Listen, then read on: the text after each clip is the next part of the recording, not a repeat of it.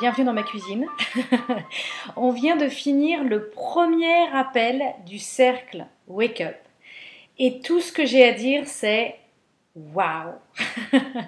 Je suis vraiment pleine de gratitude d'avoir cette opportunité d'accompagner, de titiller, de donner des petits coups de pied aux fesses, d'ouvrir les horizons, de partager mon expérience, mon expertise sur comment poser des actes à la hauteur de vos grands rêves, à la hauteur de vos ambitions. Comment oser être brillant et comment poser des actes à la hauteur de cette brillance. Je suis pleine de gratitude d'avoir cette chance. Et une des participantes postait sur notre groupe Facebook après, bah dis donc, si on a des piqûres de rappel comme ça tous les 15 jours, on va finir vraiment complètement activé et réveillé en juin 2014. Et moi, je me disais, bah dis donc, moi aussi, si j'ai cette opportunité, tous les 15 jours, d'accompagner un groupe aussi merveilleux, bah, je vais aussi finir complètement transformée par cette expérience. Donc, merci beaucoup de me donner cette opportunité. Alors aujourd'hui, on a parlé de différents sujets. Le premier sujet qu'on a abordé, c'est comment faire quand on a une idée, une inspiration, et on se dit oh là là, je pourrais faire cette chose-là, et on se dit voilà, c'est ce que je voudrais faire, par exemple, dans un cadre de reconversion de carrière. Comment savoir si c'est vraiment sa zone de génie? Comment savoir si on est vraiment destiné à ça? Et surtout, comment savoir comment faire par rapport à cette petite voix qui nous dit je suis pas capable, je risque de dire un truc de travers, je risque de pas savoir de quoi je parle, je risque de pas bien me positionner, les gens risquent de pas accepter ce que j'ai à proposer ou la conversation que j'ai envie d'avoir avec eux. Et finalement, on a un peu contrecarré cette impasse de quelle va être la vie des autres. Et finalement, j'ai amené les participants, donc la personne que j'accompagnais et le reste des participants qui écoutaient, à faire un exercice assez ludique pour vraiment ouvrir la porte du rêve et surtout redéfinir et ancrer le projet. Ce qui est important, c'est qu'est-ce que je veux vraiment faire et à quoi ressemble exactement l'impact que je veux avoir dans ma vie par mon travail à l'issue de cette conversion de professionnelle et surtout ensuite après de se demander est-ce que je me vois ne pas avancer sur ce chemin? Est-ce que c'est une option pour moi de ne pas aller sur le terrain de jeu et commencer à avancer sur ce chemin? Une fois qu'on a défini clairement une destination qui nous fait vibrer, quelque chose qu'on a vraiment envie de faire dans sa vie avec son métier, ensuite on peut décoller et on peut aller en direction de cette destination. Et quand on est en direction de cette destination, on peut toujours changer un petit peu la direction, décider qu'on va en France et finalement atterrir en Espagne. L'Espagne, c'est très bien finalement.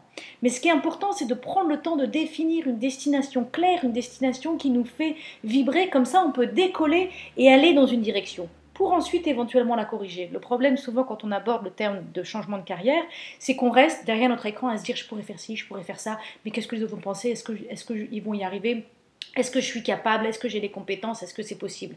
Oui, on peut se prendre la tête pendant des heures derrière son ordinateur là-dessus. C'est sur le terrain de jeu de la vie qu'on peut apprendre si on est capable et ce qu'on peut faire et qu'on peut commencer à avoir des conversations sur ce qui nous fait vibrer.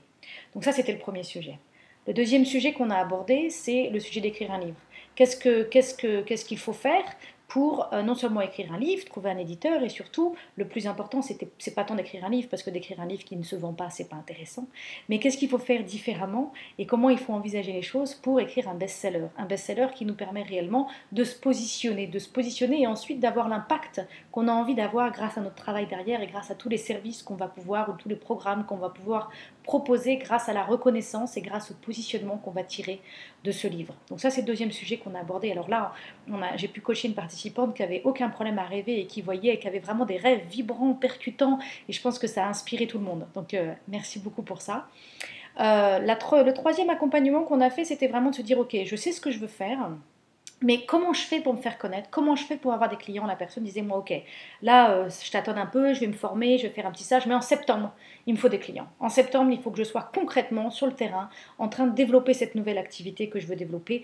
Comment je fais pour développer cette activité que je veux développer? Et donc là, on a un petit peu abordé le sujet que peut-être c'était pas nécessaire forcément de mettre sur sa voiture des autocollants où on dit à toute la ville ce qu'on fait, mais d'abord d'être vraiment clair sur qu'est-ce que j'ai à proposer, quelle est mon offre, quel est le problème que je vais résoudre grâce à ma nouvelle activité et quel est le produit que je vais mettre en rayon, que j'ai une entreprise qui vend des produits ou une entreprise qui vend des services, comment je vais faire pour faire comprendre aux gens que j'ai quelque chose qui peut les aider. quelque chose qui mérite qu'ils ouvrent leur portefeuille et qu'ils me fassent un chèque ou qu'ils donnent leur carte de crédit pour que je les aide. Donc là, j'ai pu partager avec les participants tout le côté un peu business coaching. J'accompagne des entrepreneurs depuis plusieurs années maintenant sur ce sujet, sur comment créer son offre et comment positionner son expertise. Donc voilà, c'était vraiment 3 personnes magiques à accompagner, une vingtaine de personnes derrière à écouter et à partager des pépites. Je pense que tout le monde en a tiré profit. Les échanges sur le groupe Facebook sont merveilleux. Merci à vous tous.